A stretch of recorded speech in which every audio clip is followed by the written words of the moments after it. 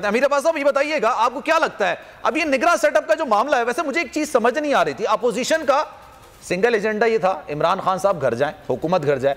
इमरान खान साहब भी मेरे ख्याल से शायद 8-9 दिन, क्योंकि निगरान सेटअप बनाना है, इससे ज्यादा तवील व वजारतें उस पर फायज नहीं रह सकेंगे। आपको क्या लगता है किसकी विन सिचुएशन थी आज?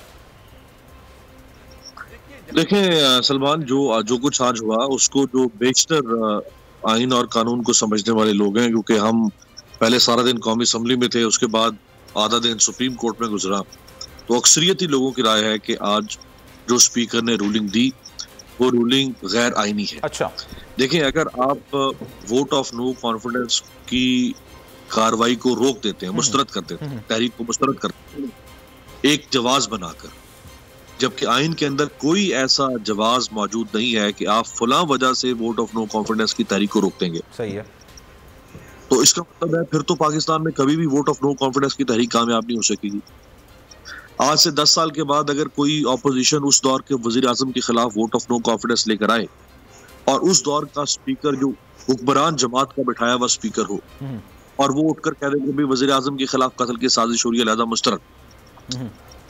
5 साल के बाद अगर कोई और तहरीक अदम एतमाद लेकर आया ऑपोजिशन उस दौर के वजीर आजम के खिलाफ, वो कह दे कि जी फलां साजिश हुई है, मुस्तरद। ये तो कोई तरीका नहीं। इस तरह तो वोट ऑफ नो कॉन्फिडेंस कभी भी कामयाब नहीं हो सकती। वोट ऑफ नो कॉन्फिडेंस के जो आइन में जो लिखा हुआ है उसमें कोई ऐसी गुंजाइश नहीं है कि आप उसको मुस्तरद करें। आपने वोटिंग करवानी थी आज, वेरी सिंपल, 2+2 मैथ्स। आपने आज वोटिंग करवानी थी, आपने वोटिंग नहीं करवाई। आप इसको लटकाए जा रहे हैं। पहले आपने 14 दिन में इजलास बुलाना था, आपने नहीं बुलाया, आपने OIC का जवाब सामने रख दिया।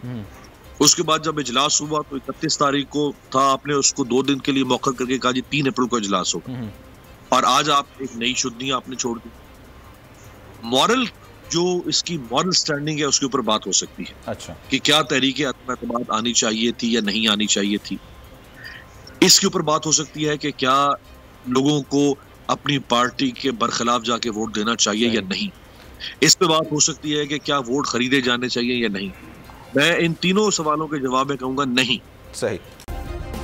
सब्सक्राइब करें और बेल दबाएं ताकि कोई खबर रह न जाए।